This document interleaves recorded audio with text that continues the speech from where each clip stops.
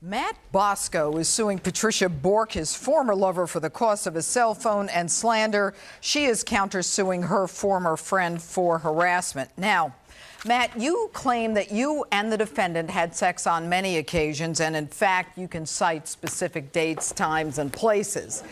You, on the other hand, Patricia, claim that you've never slept with him at all, and you say you never had any kind of relationship with him. You weren't even friends, and then you say he stalked you, and he threatened to actually burn down your house. Now, who's crazy here? She is, Your Honor. Oh, all right. Now, Matt, tell me why it is that you are suing her. How did you meet her? Did you have a relationship with her? Well, we had a sexual relationship.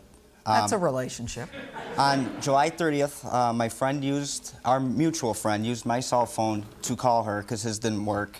And the next day, she had my number and she sent me some text messages.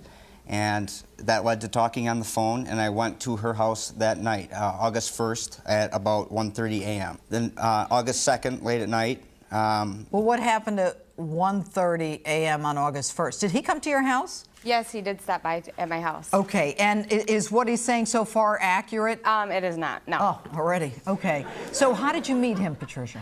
Through a mutual friend. We started talking on Facebook, the mutual friend that is, and he invited me over to Matt's house, which I didn't know at the time, to play poker. I decided not to go to poker night, and Matt got upset because he wanted friends over and he wanted to have fun, let's say, with some girls. And so I started getting text messages, calling me slut, whore, and all these things. Did you do that? How do you know it's from him, Patricia? Because it was from his number. Your Honor, that's a fabrication. I didn't send her those text messages before we met. All right, that's not the concern. The point is, at some point, the two of you met. Right. And it was as a result of a mutual friend that you both had. Right. Right. Okay. From there, where do we go? August 2nd, we began an intimate relationship. On August 3rd, we had sex in my car at 12:30 a.m. before I went to work. In your car? In my car. Why in your car? Hunter. She has children. She didn't want me in the house. Well, did you know him? No. You've never had sex with this guy? No, he's never came into my house. The only thing was talking outside, in my garage, outside in the driveway. At 1:30 in the morning? It was night, but I don't think it was 1:30 in the morning. All right, how many other times do you have that you had sex with her? August 5th, sex in my car twice, in her driveway. What's with this car? Is it like a Dodge Do-It? What? Well, Your Honor, I live in a subdivision with neighbors all around. There's no way I'm going to be in his car doing that. Or, you know, no, absolutely not. Okay, keep going with the dates and times. This fascinates me. August 19th, sex at my house between 9 and 9:30 p.m. She had to work at 10. August 27th, between 12:30 and 1 a.m., sex at her house. Inside her house this time. And then that was it. That's 5 times. That's 5 times. Okay. Okay. At some point, do you decide to like make it public, or you just show up? I asked about that. She said she did not want to because she's separated and she doesn't want people asking questions about. All right. So she doesn't want to admit that she's having a relationship with you. Right. Go ahead, Patricia. He has sent me very disgusting text messages, Facebook messages. There's no way I would ever go that route with this person. All right, do you have here. those messages? I do. Okay, let's see them. You send her disgusting Facebook messages? Certainly possible. All righty then. P to D. Give the kids NyQuil. Yes, I did say that, I believe. Yeah, well, I can imagine. If you didn't lie and ignore, you wouldn't be a... Oof. I'm not using that word. Yeah, you can't even say some of the things. I was just... You're awake and a... You need to shut your mouth. Then he says, quit talking back. P to D, I'll egg your house? How juvenile is that? That's disgusting and... Shut it. So there's something going on here. P to D. Looks like the guy left around 11-ish, huh? Are you stalking her? You seeing some guy leaving her place? It's because that she wouldn't answer my messages, and then all of a sudden she starts talking to me at that time of night. So I asked her. So you weren't stalking her. You just assumed that because she wasn't answering you that she was with a guy. Now, I want to pull your hair and choke you, and I'm not paying extra. What's that about? I don't know. You tell me what's extra. Every time. How about pulling your hair and choking you? Forget about paying extra. All right, now, Well, I get that. something's going on here. Now, you were suing her for a telephone? Yes. Tell me about this telephone. August 12th, I went over there just before work, and due to the lack of intimacy between us in the last week. Lack of intimacy? What are In you the talking about? You had sex everywhere but I on the know, front lawn. exactly. What are you talking about? Well, we Is hadn't, at that time, we hadn't for a week. And Oh my goodness. I You hadn't told, had sex for a week? Right. So you're complaining. Yes. I told her I would break things off if things didn't change. You want to break it off? Yeah, well, if it didn't change by the following Saturday, which was a couple days away. She said I could spend the night on that Saturday. Absolutely not. But only if I lend her my cell phone because she wanted to contact her estranged husband. And No. she can't with her phone because he has a calling restriction. Did you ever He- borrow his phone? Yes. He left his phone at my house. Oh, so he was coming to your house. I had a friend coming over. No. I was in my garage waiting for a different friend to come over. And all of a sudden, he comes out, walking up to my garage out of nowhere. And I asked him, what are you doing here? He wants to hang out. And I said, no, I'm sorry, you need to leave. I have company coming over. But he had left his phone at my house. And I believe he left his phone at my house to have an excuse to come back to my home. Okay.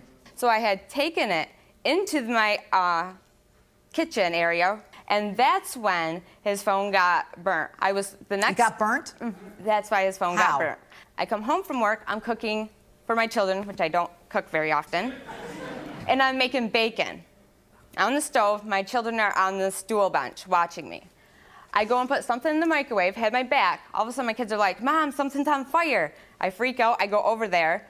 The oil must have splattered, caught a piece of paper on fire, and burnt his phone. The phone got burnt, but he left it there. And it was a total accident, and I apologized to him. Oh, forget about it getting burnt. How does a phone get burnt because you're cooking bacon? The oil splattered and got on a piece of paper. Do you have that phone? Yes, I do, Your Honor. All right. Ooh. All right. Yeah, you're the police officer here. Look at this.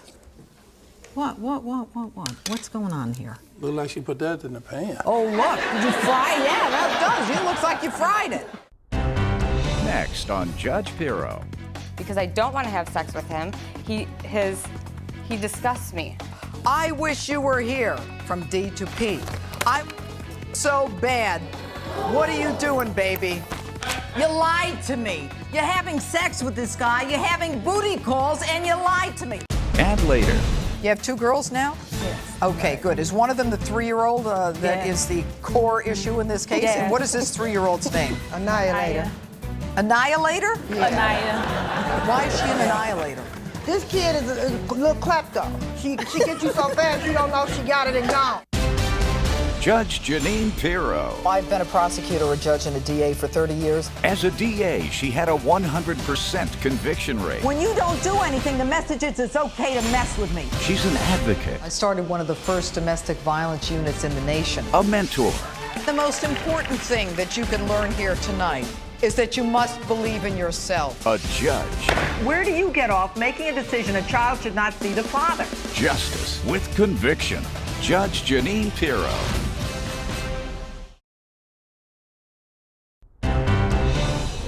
I want to pull your hair and choke you, and I'm not paying extra. What's that about? I don't know. You tell me what's extra. Every time. How about pulling your hair and choking you? Forget about paying extra. Defendant Patricia Bork is being sued by her former friend. The plaintiff claims he and the defendant had a sexual relationship, but Patricia insists she was never intimate with the plaintiff, but he stalked her and threatened to egg her house. You're suing her for slander. Why? She's been telling people I'm a stalker and a harasser. I don't know. I'm reading some of these messages. It looks like the one thing looks like the guy left around 11:30ish, huh? Not going to tell me who it was? Fine. I'll just pay to have the license plates traced. Well, you clearly were there. I did go over there a couple times, but it was when we had dates set up for that night, and she stood Do you me have up. any text messages of hers? I have a sample of some of the messages she sent me all the way up till August 30th. And, Okay, let's see them. the question I would like to know is why does a victim, gravitate toward the harasser? I made it clear I did not want to have contact. What's your telephone number, Patricia? 6347. You see all these highlighted? Those are received telephone calls that he got from you. You see this? You're calling him. You're calling him at 3 in the morning, 4 in the morning, 2 in the morning, 1 in the morning. Why are you calling him at all these hours? When was this? The very same month that you two met. Now, here's a text message from D to P. I'm going to write a check or get you a money order. That suggests that you admit that you destroyed or accidentally damaged the phone. He did not want that. He wanted sex in return for a phone. He didn't care about the money. That's what he wanted. But if he wanted that, and if I was having sex with him, why wouldn't I just do that to get this over with? Because I don't want to have sex with him. He disgusts me.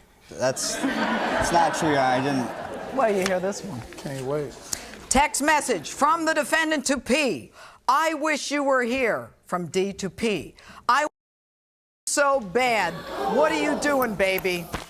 You lied to me. You're having sex with this guy. You're having booty calls, and you lied to me. I don't care if you're having booty calls. I'm not here to judge that. But don't lie to me, all right? Now, the issue is whether or not the defendant destroyed the plaintiff's phone. She admits that she did, albeit accidentally, when she was cooking bacon and it jumped in the pan. Now, you have an estimate for $260. Now, you are now suing her in addition for slander. Slander is when someone says something about you that is untrue and actually causes you to have damages and causes real harm to you. You were stalking her. I read it in the email. You said you could run the guy's plate. Now, you are suing him for harassment. He's not harassing you. You're harassing him. You called him more than he called you. My verdict is for the plaintiff for $260, so ordered.